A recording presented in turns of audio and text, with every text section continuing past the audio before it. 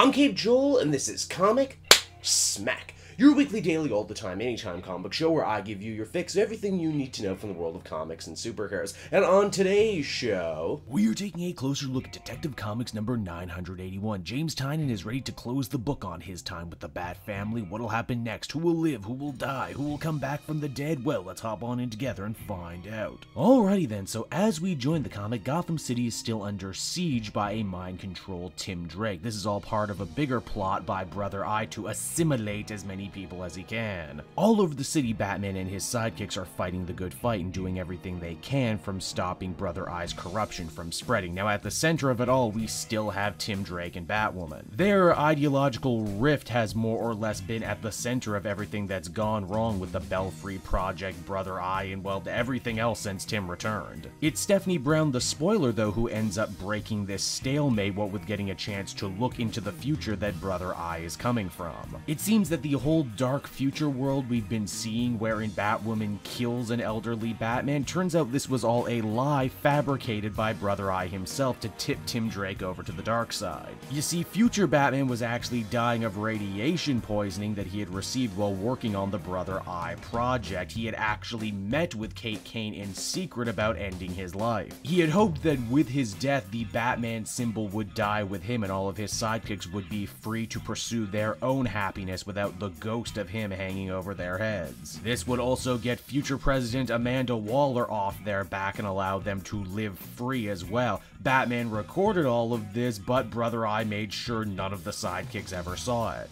Tim is pretty happy to know that he was actually manipulated into becoming an evil jerk in the future, but he's also pretty horrified to know that he had that capacity inside him. When Spoiler hands control of Brother Eye away from the General and over to Tim, he uses it to dismantle the Belfry, seeing now how much of his great vision for the future could easily be turned into a weapon. Red Robin and Batwoman end up reconciling, forgiving each other for all the horrible things they've done to each other over the last couple of months, and saying that perhaps it's time to stop letting other people dictate their future and starts deciding their own destiny right now. And from there, the day is pretty much saved and we enter the prologue portion of the comic, and what a prologue it is. Bruce and Kate decide to have dinner again like they did at the beginning of this series. They apologize to one another, Bruce saying that even though they might not see eye to eye on tactics, he hopes that, Kate knows that she is part of a family, is loved, and that if she does want to continue wearing the bat symbol, Batman would fully support that. Kate and her father Jacob also deem fit to dismantle the colony once and for all, so they won't be a threat again.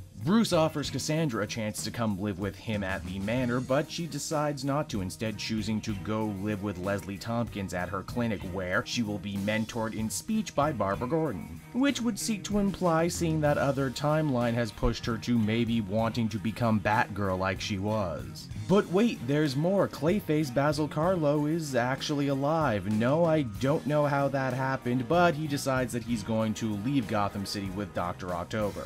Bruce also gets the chance to play Proud Papa, sending off Tim to Ivytown to go to college like he planned, only, it's not as simple as all that. Tim, being the big brain that he is, and after seeing all those possible alternate futures, decides to hit the road with Stephanie to try and find out more about them. Ooh, I smell a spin-off. As the comic winds down, Batman talks to Alfred about how for a time it did feel good to start training the next generation of young heroes, but moving forward, the Dark Knight decides that maybe it would be best to get back to basics. And there you have it, everyone. Detective Comics number 981, a very satisfying conclusion to what was ultimately a very satisfying series. In just a short amount of time, Tynion really did manage to completely transform Detective Comics, turn it in my mind to a must-read Batman book, and it's going to be sad to see all this go. In the end, this final story was all about growth, change, and being your own master, some all really good themes. Heck, we actually get to see Batman apologize in some really meaningful ways here in this issue, which is, always refreshing. The final threat of the General and Brother Eye were admittedly defeated pretty damn easy, but the story wasn't so much about them as what they represented and what the heroes needed to overcome. Overall, I did really enjoy it. I would give it a 9 out of 10, and if you haven't been reading this series, now is the perfect time to start from the very beginning and take like the ride from start to finish. So that was Detective Comics, everyone. I hope you enjoyed the video, and as always, be sure to take a closer look at some of these other videos I've been working on. Then you can follow me on Twitter and Facebook at CapeJoel, so you're always up to speed on what I'm doing next. And hey, if you like this video and are feeling in a supportive mood, please check out my Patreon link down in the description. Patrons get exclusive access to videos and content before anyone else, and you can do so for as little as $1 a month. So until next time, everyone, this has been CapeJoel. Thank you so much for watching and listening, and I'll see you all again next time. Bye-bye.